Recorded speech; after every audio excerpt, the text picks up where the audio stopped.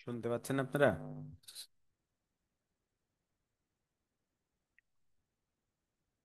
জি ভাইয়া। আচ্ছা, খেয়াল করেন। আমরা গতদিন মনে হয় 4 নম্বর অঙ্ক করছিলাম না 5 নম্বর অঙ্ক করছিলাম গত ক্লাসে। আমরা তো একটা হ্যাঁ, ক্লাস একটু করতে কথা পারি নাই গতদিন ক্লাস তো। গত যে ক্লাসটা ছিল তো ঝামেলার কারণে করতে পারলাম না বিদ্যুতের জন্য। আমরা কি এই 5 নম্বর অঙ্কটা করে গেছিলাম নাকি 5 নম্বর করবো আজকে?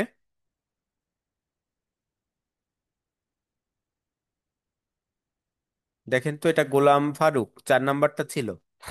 এটা কি আমরা করছিলাম গতদিন? না ভাই, আমরা 5 নাম্বার করছিলাম মেবি। হ্যাঁ হ্যাঁ, 8 নম্বর করছিলাম। 5 নাম্বার। 5 নাম্বার আপনি করাইছিলেন। 5 নম্বর করাইছিলাম লাস্ট ক্লাসে। হ্যাঁ।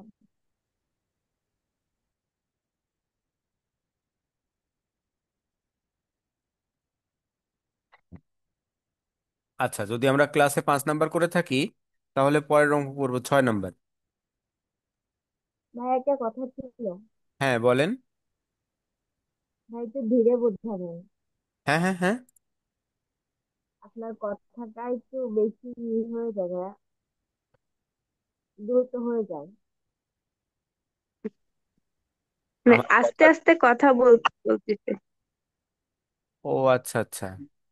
আচ্ছা ঠিক আছে, সমস্যা নেই।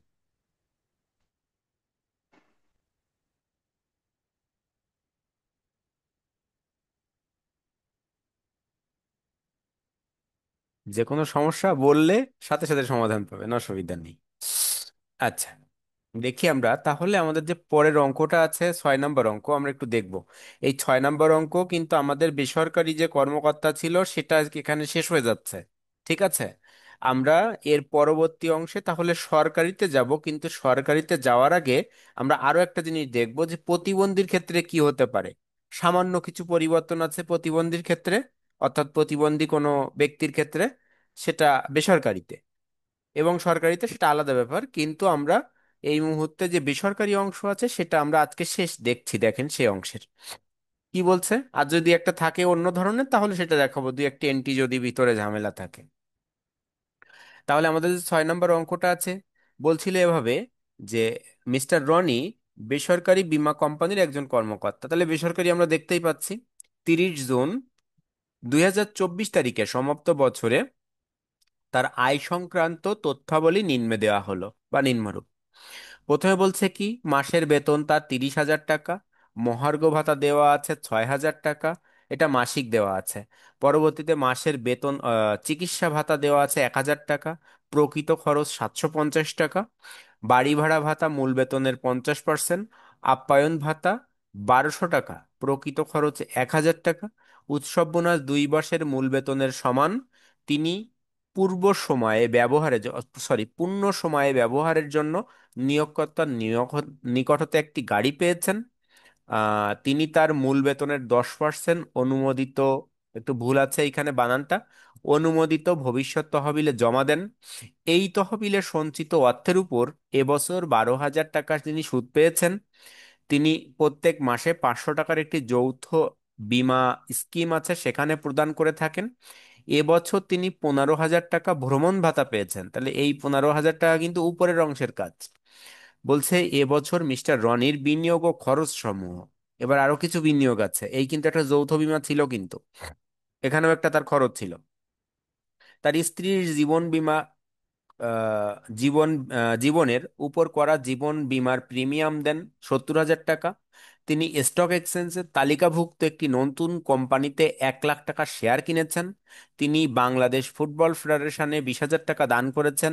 আগের দিন সম্ভবত একটা অঙ্কের মধ্যেই এই ফুটবল ফেডারেশন থাকতে পারে বা ছিল হয়তো বা।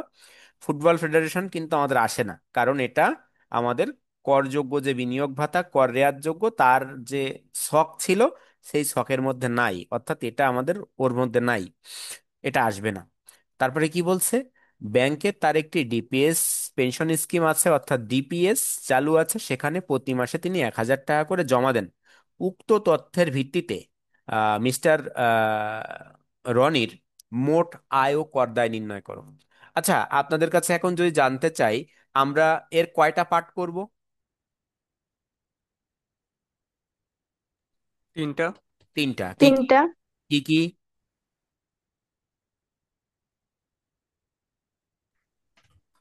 চাকরি হতে মোট আয়। আর কর রেয়ার যোগ্য। হ্যাঁ, বিনিয়োগ না, ভাতা। বিনিয়োগে আর একটা রেয়ার যোগ্য। না না, হ্যাঁ, কর বিনিয়োগ রেয়াত ভাতা যোগ্য একটা রেয়ার। বিনিয়োগ ভাতা, হ্যাঁ, কর রেয়াত যোগ্য বিনিয়োগ আর ভাতা কর দেয়। আর কর দেয়। তাহলে এই তিনটা জিনিস আমাদের করতে হবে। এখন আমাদের যদি বলতে চাই আমাদের এই অঙ্কের মধ্যে আমার কর রেয়াতযোগ্য বিনিয়োগ ভাতা অর্থাৎ বিনিয়োগ ভাতার এন্ট্রি কোনটা কোনটা, বিনিয়োগ ভাতার এন্ট্রি আমরা লাস্টের দিক থেকে দেখি। দেখেন বিনিয়োগ ভাতার এন্ট্রি হচ্ছে ডিপিএস এর দান, ফুটবল ফেডারেশন আসে না, স্টক কোম্পানির শেয়ার, স্ত্রীর জীবন বীমা প্রিমিয়াম, আর যৌথ বীমার হুম, দান। এইটুক ছাড়া আমাদের কি আর বিনিয়োগ ভাতার এন্ট্রি আছে?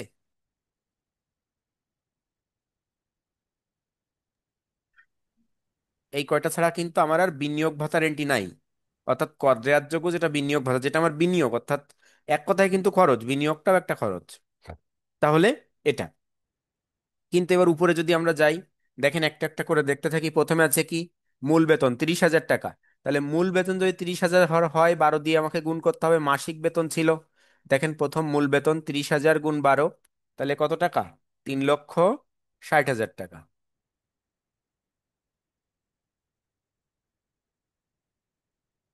3,60,000 টাকা। পরের অংশে আমাদের কি আছে? একটা একটা করে দেখবো কিন্তু আমরা, হ্যাঁ। এটা মাসিক বেতন, দেখেন আমাদের কাছে দেওয়া আছে 3,60,000 টাকা। পরবর্তীতে কি বলছে? মহার্ঘ ভাতা, এটাও প্রত্যেক মাসের দেওয়া আছে মহার্ঘ ভাতা। তাহলে মহার্ঘ ভাতা আমার কিছু কিছু সময় মূল বেতনের পার্সেন্টেজ থাকে, আর কিছু কিছু সময় মাসিক দেওয়া থাকে। তাহলে প্রত্যেক মাসে দেওয়া আছে কত? 6,000 টাকা। তাহলে 6,000 গুণ 12 কত টাকা? 72,000 টাকা। তৃতীয়টাই কি আছে? প্রত্যেক মাসে তার চিকিৎসা ভাতা আছে কত? 1,000 টাকা। এখানে প্রকৃত খরচের কোনো ভ্যালু নাই, অর্থাৎ প্রকৃত খরচ কাজে লাগবে না। তাহলে চিকিৎসা ভাতা 1,000 গুণ 12, 12,000 টাকা। পরে কি বলছে? বাড়ি ভাড়া ভাতা মূল বেতনের 50%। তাহলে মূল বেতন আমার কত হয়েছিল? 3,60,000 টাকা। ওর কত পার্সেন্ট? 50%। তাহলে দেখেন 3,60,000-এর 50%, 1,80,000 টাকা। পরবর্তীতে আপ্যায়ন ভাতা প্রত্যেক মাসে তার কত টাকা করে? 1,200 টাকা করে আপ্যায়ন ভাতা। দেখেন আপ্যায়ন ভাতা আছে 1,200 টাকা করে। তাহলে 12 দিয়ে গুণ, 14,400 টাকা। পরবর্তীতে আছে উৎসব বোনাস, 2 মাসের মূল বেতনের সমান। তাহলে 2 মাসের মূল বেতন, প্রত্যেক মাসের বেতন কত আমার? 30,000 টাকা। তাহলে উৎসব বোনাস কত হবে? 30 গুণ 2, অর্থাৎ 30,000 গুণ 2, 60,000 টাকা। পরে কি বলছে? তিনি পূর্ণ সময়ে ব্যবহারের জন্য একটি গাড়ি পেয়েছেন। আচ্ছা, এই যে গাড়ি ভাড়ার যে বিষয়টা, সরি, গাড়ির সুবিধা অর্থাৎ পরিবহন যে সুবিধা বা যাতায়াত সুবিধা, এর এন্ট্রিটা বলতে পারবেন কেউ এখান থেকে যে কি হয়? দুইটা পার্ট আছে এর, আমরা একটু বলি, কেউ বলতে পারবো না? 2500 সিসির গাড়ির ক্ষেত্রে মাসিক 10,000 টাকা বার্ষিক। হ্যাঁ, আর 2500 সিসি হলে মাসিক 2500 টাকা হিসেবে বার্ষিক। 2500 না, হাজার হাজার। 25,000। হুম। হ্যাঁ, তাহলে একটা হচ্ছে 3 লাখ, আর একটা 1,00,000, কত? 20,000। তাহলে আমার কিছু বলা নেই, আমি টিকা লিখে দেব 2500 ধরে। তাহলে 1,20,000। পরবর্তীতে কি আছে? তিনি তার মূল বেতনের 10% অনুমোদিত ভবিষ্যৎ তহবিলে দান করেন। তাহলে ভবিষ্যৎ তহবিলের বিষয়টা কেউ বলতে পারবেন? ভবিষ্যৎ তহবিলের বিষয়টা কি হয় যে দান?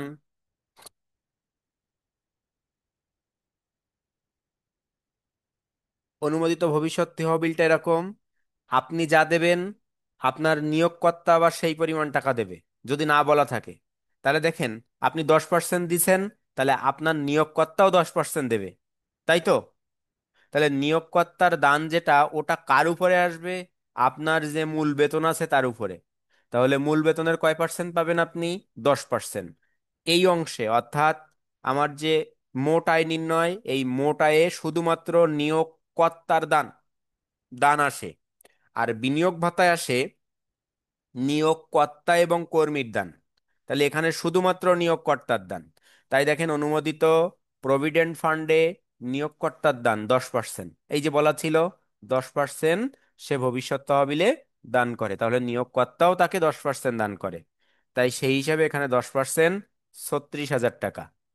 ঠিক আছে, এটা সম্পর্কে কারো কোনো প্রশ্ন আছে? না। আচ্ছা, পরেরটা দেখেন। পরে কি বলছে? পরের অংশে আমাদের এখানে সুদ বলা আছে, কিন্তু আমি বলছিলাম সবসময় কি হবে, আমাদের এই যে অনুমোদিত ভবিষ্যৎ তহবিলের সুদটা আমরা সবার পরে ক্যালকুলেশন করার চেষ্টা করব। এর বাইরে দেখেন তো আমার এই অঙ্কে আয়ের আর কোনো অংশ আছে কিনা। এটা যৌথ বিমায় দান, এটা খরচ, এই একটা আছে। আবার দেখেন তিনি 15,000 টাকা ভ্রমণ ভাতা পান, কিন্তু আমরা একটা তথ্য আছে ভ্রমণ ভাতা সম্পর্কে, ভ্রমণ ভাতা সম্পূর্ণ অকরধার্য হয়। ঠিক আছে, তাহলে দেখেন এই যে ভ্রমণ ভাতা অকরধার্য সীমা সম্পূর্ণ, এখানে একটা ব্র্যাকেট দিয়ে নেবেন, সম্পূর্ণ বা অকরধার্য সম্পূর্ণ। তাহলে 15,000 15,000, এখানে আমার আর কোনো কিছু নাই। বলেন, তাহলে এই এন্ট্রি থেকে আমাদের কোনো জায়গায় কি কোনো সমস্যা আছে এই কয়টা এন্ট্রি থেকে?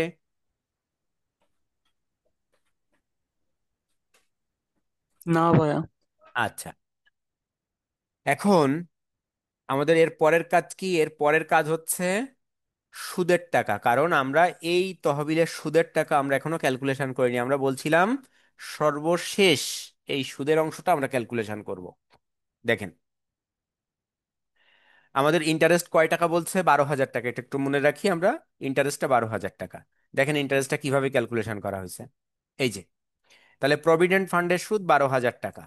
তাহলে আমরা গত অর্থ বছর আমার যেটা ছিল বা গত আয় বর্ষ কর বর্ষে যেটা ছিল, সম্পূর্ণ অংশ আসতো, কিন্তু এটাতে আমার আর নাই। এটাতে আমাকে কি করতে হবে? আমার যে মোট আয়, মোট আয়ের 33%, আর যে সুদ পাইছিলাম সেটার বিয়োগ ফলটা বসবে আমাদের।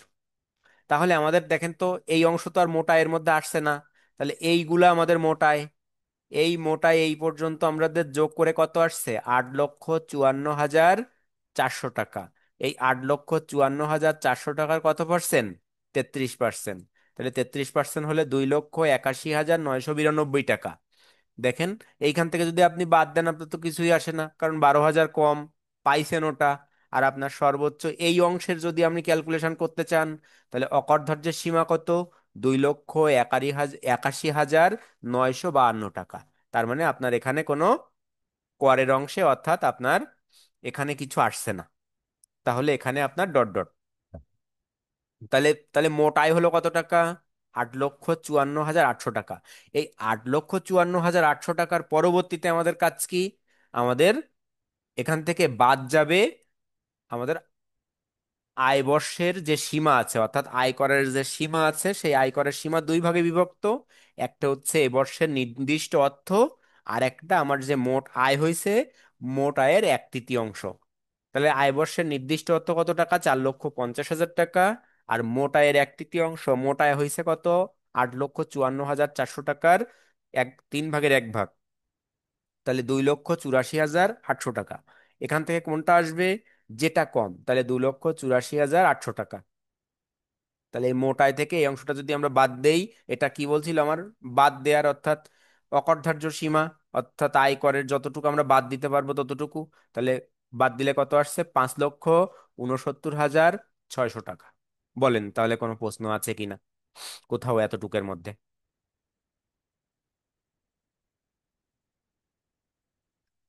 ফারজানা, আপনি কি বুঝতে পেরেছেন? হ্যাঁ ভাইয়া, বুঝতে পারছি। আচ্ছা, ঠিক আছে। অসুবিধা হলে বলবেন, যে কোনো অসুবিধা হলে বলবেন, কারণ আপনারাই অসুবিধার কথা না বললে আমি তো বুঝতে পারবো না। আচ্ছা, হ্যাঁ ভাইয়া। তাহলে এ পর্যন্ত গেল আমাদের। এর পরের অংশে এসে আমাদের কাজ কি বলেন তো? কর রেয়াতযোগ্য বিনিয়োগ ভাতা, তাই তো? তাহলে কর রেয়াতযোগ্য বিনিয়োগ ভাতার এন্ট্রিতে আমরা কি কি পাইছিলাম, আমরা যদি একটু উপরে দেখি। উপরে আমাদের ছিল এরকম, এই যে দেখেন, আমাদের আছে তিনি মাসিক, এই যে প্রত্যেক মাসে চাঁদা দিচ্ছে যৌথ বিমাতে। স্ত্রীর জীবন বীমা প্রিমিয়াম 70,000 টাকা। স্টক কোম্পানির শেয়ার নতুন একটা তালিকাভুক্তা, এই সরি তালিকাভুক্ত, 1,00,000 টাকা। আর আছে আমাদের ডিপোজিট পেনশন স্কিমে দান কত টাকা? 1,000 টাকা করে। এখানে আবার প্রতি মাস বলা আছে, তার মানে 12 মাসের জন্য। এই কয়টা অংশ আসবে? আমরা এবার একটু দেখে আসি আমাদের বিনিয়োগ ভাতার অংশটা। এই যে দেখেন, কর রেয়াতযোগ্য বিনিয়োগ ভাতা। জীবন বীমা প্রিমিয়াম আছে 70,000 টাকা, ওই যে স্ত্রীর জীবন বীমা প্রিমিয়াম। যৌথ বীমা স্কিমে দান বলছিল কত টাকা করে, 500 টাকা করে দেবে। তাহলে 500 গুণ 12, অর্থাৎ 12 মাসের টাকা হিসাব করতে হবে আমাকে সব সময়, 1 বছরের অঙ্ক। তাহলে 500 গুণ 12, 6,000 টাকা। কোম্পানির শেয়ার, নিবন্ধিত কোম্পানির শেয়ার কিনেছিল কত টাকা দিয়ে, 1 লাখ টাকা দিয়ে। আর ডিপিএস এর আবার একটা অংশ আছে, ডিপিএস এর অংশটা কি? ডিপিএস এর অংশ হচ্ছে, ডিপিএস এ দেখেন দান দেওয়া আছে কত টাকা আপনার কাছে। ডিপিএস এ এই পর্যন্ত কিস্তি দিছে কত টাকা, 1 লাখ গুণ 12, অর্থাৎ সরি 1,000 গুণ 12, তাহলে 12,000 টাকা। আর সর্বোচ্চ সে কত পর্যন্ত দিতে পারবে, 1,20,000 পর্যন্ত সে কর রেয়াত পাবে। যেটি ছোট সেটি আমাদের ওই সাইডে যাবে, অর্থাৎ যেটি কম। তাহলে 1,000 টাকার সাথে 12 গুণ করলে 12,000 টাকা, আর সর্বোচ্চ আছে আমার কত টাকা, 1,20,000 টাকা। তাহলে যেটি ছোট বা যেটি কম সেটা যাবে, তাই 12,000 টাকা এখানে গেছে। আর দেখেন অনুমোদিত ভবিষ্যৎ তহবিল যেটা আছে, এটা নিয়োগকর্তা আর কর্মীর দান দুইটা অংশ আসে। তাই দেখেন ওই 36,000 টাকা আগের বার গেছিল, 3,60,000-এর উপরে 10%। তাহলে এখন 36,000 গুণ 2, নিয়োগকর্তা আর কর্মী 72,000 টাকা। দেখেন এতটুকু বুঝছেন কিনা। এই জায়গা কিন্তু বোঝার বিষয় আছে একটা, এই জায়গাটা। ভাই ডিপিএস এর ওইখানে কি মানে সর্বোচ্চ বছরে 1,20,000 দিতে পারবে, এর উপরে দিতে পারবে না? না না, ওর অর্থাৎ ওর উপরে মানে, হ্যাঁ বলেন, শেষ করেন। মানে 1,20,000-এর উপরে যদি দেই তো সেক্ষেত্রে আমরা 1,20,000 টাকাই নেব। 1,20,000 টাকা নেবো সাপোজ, যদি আমি, হ্যাঁ এবার যদি একটু উদাহরণ দেই আমি আপনার কথার সাথে, আমি যদি প্রত্যেক মাসে ধরে নেন 5,000 টাকা করে জমা দিতাম ডিপিএস এ, সরি 5,000 না আরো বেশি দেই, 10,000, 10,000 দিলে কত হবে, 10,000 দিলে হবে 1,20,000, তাই তো? তাহলে 1,20,000-ই যাইতো কিন্তু ওই জায়গা। আবার সর্বোচ্চ 1,20,000 হতো কিন্তু, আমি যদি আহ ধরে নেন 6,000 দিলে, 6,000 না 10,000 করে দিলে হয়েছিল, ওটা 11,000 করে দিলাম। তাহলে 11,000 করে দিলে কত হয়, যদি 11,000 টাকা করে দান করতাম আমি এই জায়গা, 11 গুণ 12 কত?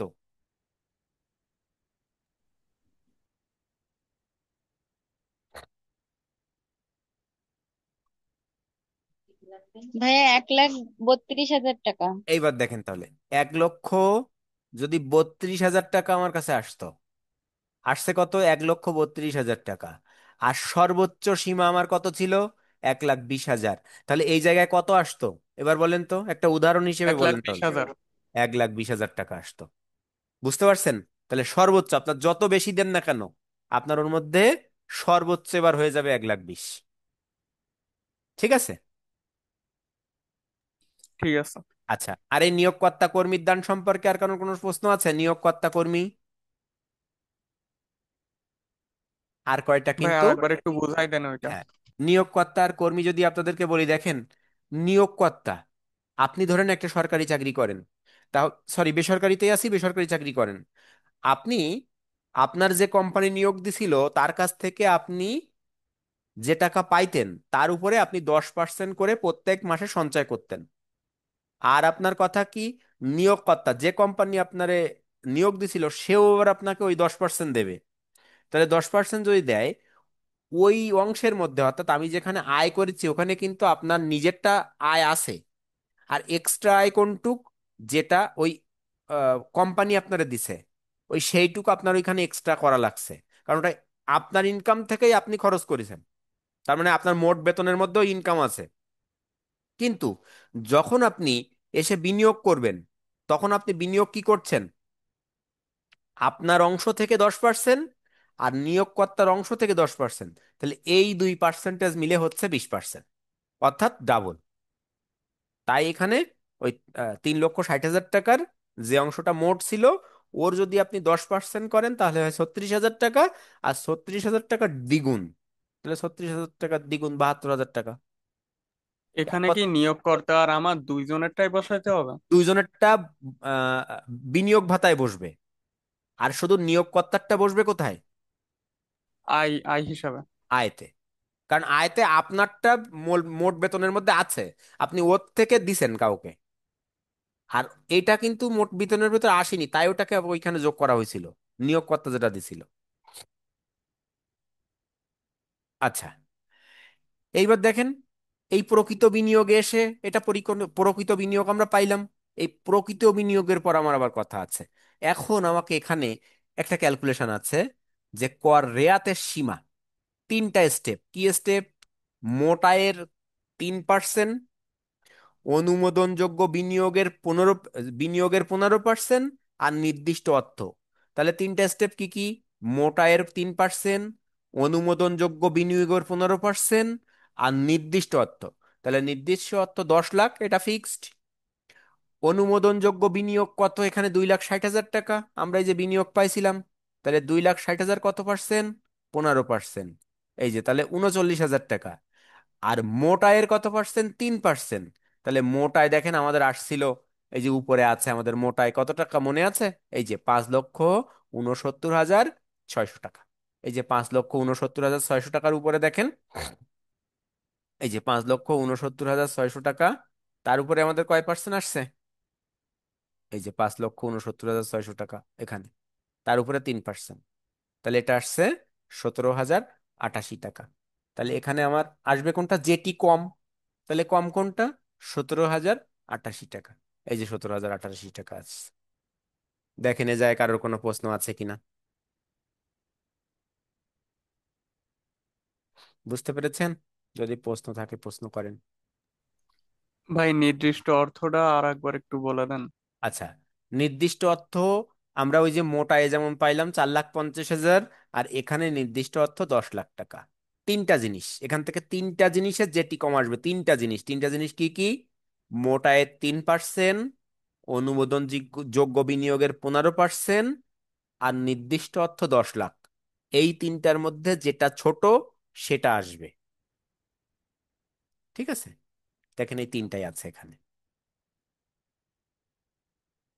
এই তিনটা। আমরা মোটায় 3%, মোটায় কোথায় পাইছিলাম বুঝতে পারছি তো, এর আগের পার্টে। আর অনুমোদনযোগ্য কোথায় বিনিয়োগ কোথায় পাইলাম?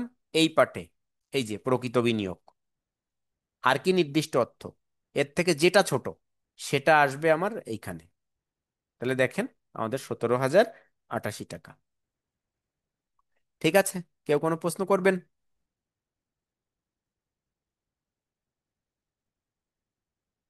তাহলে পরের না পার্টটাতে ভাই, যাই। পরের অংশে যান। হ্যাঁ, পরের অংশ এবার কি? কর দায়। কর দায়ের সত্যটা কি আমাদের মনে আছে? কর দায়ের ওই ওই যে ছকটা, ওই ছকটা কিন্তু আমাদের ব্রেনে রাখতে হবে, না হলে কিন্তু আমরা করতে পারবো না। কর দায়ের ছকটা যদি আমাদের মাথার মধ্যে না থাকে, তাহলে কর দায়ের ছকটা আমরা করতে পারবো না। একবার একটু কর দায়ের ছকটাকে দেখে আসি আমরা। দেখেন কর দায়ের ছক, এই যে কর দায়ের ছক, সরি না এটা না, এটা তো আমাদের একটা সমাধান অঙ্ক।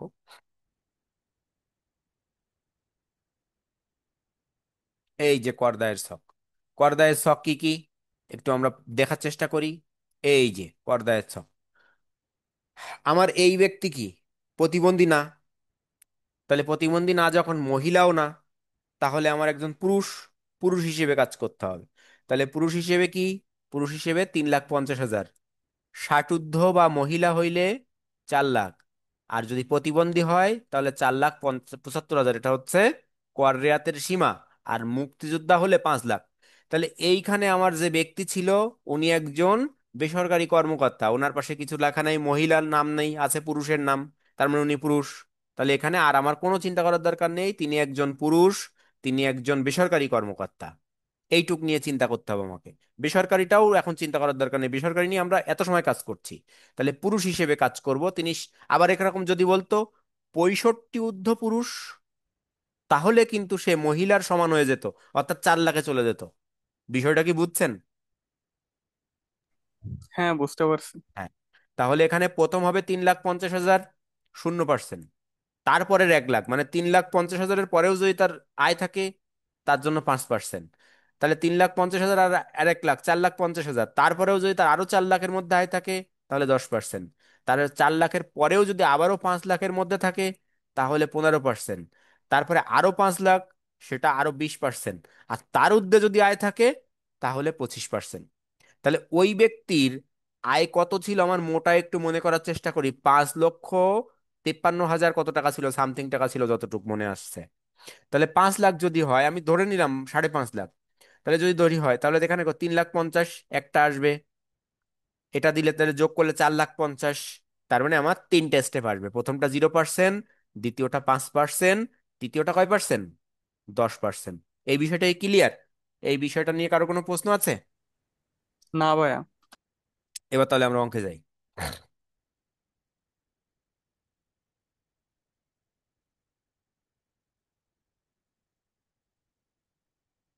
তো এই দেখেন কি লেখা আছে, মিস্টার রনি, বেসরকারি বীমা কোম্পানি, একজন কর্মকর্তা। এই যে আমাদের কাছে এই অংশটা আসছে। দেখেন তিনটে স্টেপ দেখছেন, তাহলে প্রথমে আমার মোট কত টাকা ছিল আমরা আবার একটু হিসাব করি, ক্যালকুলেটর ধরি আমাদের কাছে যদি ক্যালকুলেটর থাকে। এই যে 5,53,000 বলছিলাম, আমি ভুল বলছিলাম, এই যে 5,69,600। তাহলে 5,69,600 আমরা ক্যালকুলেটরে বসাবো, বসায় আমরা হিসাব শুরু করব। দেখেন, তাহলে আমরা 5,69,600 টাকা ক্যালকুলেটরে বসাইলাম। সেখান থেকে প্রথমে -3,50,000 বাদ দিলাম, তাহলে 3,50,000 টাকার উপরে 0% চলে গেল। তার মানে এখানে কোনো টাকা নাই। 3,50,000 থেকে ওই 3,50,000 বাদ দেওয়ার পর আমার আছে কত?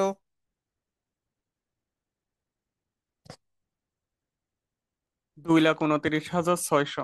2,29,600, তার মানে এখনো 1 লাখের উপরে আছে।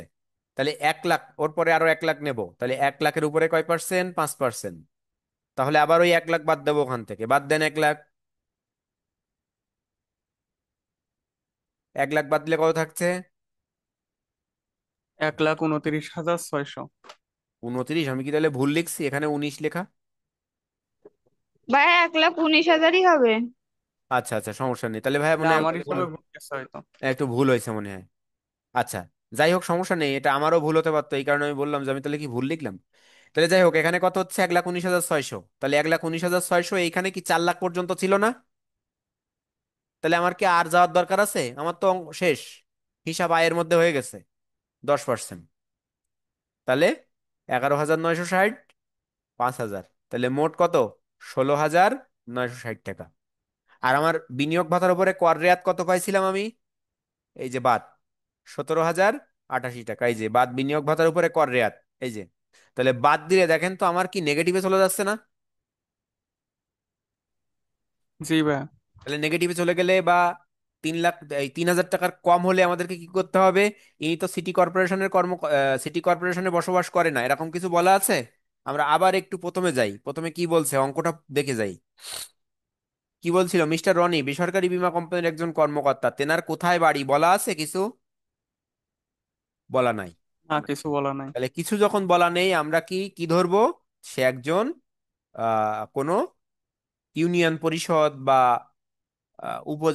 কোনো একজন জায়গায় সে বসবাস করে, সে তিনটা জায়গার কোনো জায়গায় না, ঢাকা, চট্টগ্রাম অথবা অন্যান্য কোনো সিটি কর্পোরেশনের সে কোনো বাসিন্দা না। কারণ আমরা জানতাম ঢাকা চট্টগ্রাম হইলে কত হাজার টাকা, মনে আছে? এই যে দেখেন নিচে লেখা আছে, সর্বনিম্ন কর 3,000 টাকা যদি কোনো কিছু না বলা থাকে। ঢাকা চট্টগ্রামের ক্ষেত্রে 5,000। আর ঢাকা চট্টগ্রাম সিটি কর্পোরেশন বাদ দিয়ে অন্য কোনো সিটি কর্পোরেশন যেমন খুলনা যদি হতো, তাহলে হতো 4,000। আর কোনো কিছু না বলা থাকলে তার জন্য কত, 3,000 টাকা। তাহলে এখানে আমার কর দেয় আসছে কত, 128 টাকা নেগেটিভ। তাহলে আমার এখানে কত দেব, কত হবে কর দায়, কত লিখবো বলেন তো? 3,000। 3,000 কিভাবে লিখবো, বলতে পারবো আমরা কেউ, যে কিভাবে এই কথাটা কারণ লিখবো? এখানে এখানে কোনো জায়গার উল্লেখ নাই। হ্যাঁ, তাহলে আমি বলবো যে মিস্টার রনি একজন বেসরকারি কর্মকর্তা, তার আহ, মোট কর দায় বা সর্বনিম্ন কর দায় 3,000 টাকা। ঠিক আছে, এতটুকু লিখবো আমরা। তাহলে মোটামুটি আমরা কি আহ, আহ, মোটামুটি আয়ত্তে আসলো আমাদের অঙ্কটা? আমি চাচ্ছিলাম আর করাবো না এই নিয়মের অঙ্ক, আমরা একটু অন্য দিকে যাব। এই জন্য বলছি, আমরা কি আয়ত্তে নিয়ে আসতে পারছি আমরা যারা একটু ক্লাসগুলো করলাম? জি ভাইয়া, প্র্যাকটিস করতে থাকলে প্র্যাকটিস হয়ে করতে যাবে। হবে ভাই, এই অঙ্ক প্র্যাকটিস না করলে হবে না। যারাই ক্লাস করছেন এই অঙ্ক প্র্যাকটিস, সাপোজ আপনি আমাকে চিন্তা করেন, আমিও যদি এই অংশ ধরেন না করি তাহলে আমিও ভুলে যাব। কারণ এখানে সবই সূত্রগত বিষয়, একটা ফরম্যাট, ওই ফরম্যাটের উপরে আপনাকে দাঁড় করানো লাগছে। দেখেন, ওই যা ফরম্যাট প্রথম দিন যা শিখাইছি, এই 4টা 5টা ক্লাস আপনাদের যা করাইলাম, দেখেন ওই ফরম্যাটের উপরে আমি শুধুমাত্র নামগুলো চেঞ্জ করছি, টাকাগুলো চেঞ্জ করছি, এই আর কি। এছাড়া কিন্তু কিছুই না, সেম ফরম্যাট। ঠিক আছে? এই কারণে একটু আপনারা প্রত্যেকে বাসায় অঙ্ক দেখবেন। অঙ্ক না দেখলে কিন্তু অঙ্ক পারা যাবে না। ঠিক আছে? যাই হোক, তাহলে আমরা আগামী দিন আহ একটা প্রতিবন্ধী যেটা আছে, এই প্রতিবন্ধী একটা অঙ্ক করব, করে বেসরকারি আমরা বাদ দেব, দিয়ে পরবর্তীতে আমরা সরকারিতে যাব। আর আগামী দিন সম্ভবত স্ট্যাটিস্টিক্স ক্লাস আছে, আমার মনে হয় স্ট্যাটিস্টিক্স ক্লাস আগামী দিনের কোরিলেশনের লাস্ট ক্লাস হওয়ার কথা না? মানে এই সম্ভবত বড় ওই যে কি বলে র্যাঙ্ক করাচ্ছিলাম, র্যাঙ্ক কোরিলেশন, মনে পড়ে কারোর? হ্যাঁ, র্যাঙ্ক শেষ হয়ে গেছিল প্রায়। ওই ওই যে বড় অংশটা ছিল, মানে ছোট সূত্রটা দিয়ে করাইছিলাম, তাই তো? হ্যাঁ, কিন্তু গণনা করা হয়নি। হ্যাঁ, বড়টা করতে হবে। আচ্ছা, ঠিক আছে। তাহলে আগামী দিন আমাদের মোটামুটি ওটা শেষ হয়ে যাবে। আর আমরা এই অংশটা, আগামী আমার যে ক্লাস আছে সেই ক্লাসে আমরা এই অঙ্কটা করব, করে আমরা এই পার্টটা বাদ দিয়ে পরে আমরা সরকারিতে যাব। ঠিক আছে? আচ্ছা, তাহলে ভালো থাকবেন আপনারা, পড়ালেখা করেন, একটু বেশি বেশি প্র্যাকটিস করবেন, এতটুকু আপনাদের কাছে দাবি করব আমি। ঠিক আছে, ভালো থাকবেন।